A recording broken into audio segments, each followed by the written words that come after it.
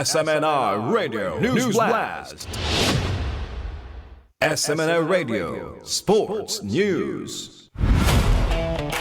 Sa balitang pampaugnat sa kusog mga kapartner, nakasulod sa Ikatulong Hugna sa 2026 Canadian Open ang Filipina tennis star nga si Alex Eala. Human mapildi sila si Alycia Parks sa Estados Unidos pinaagi sa iskor nga 6-1, 4-6 ug 6-2 sa Sobeys Stadium sa Toronto.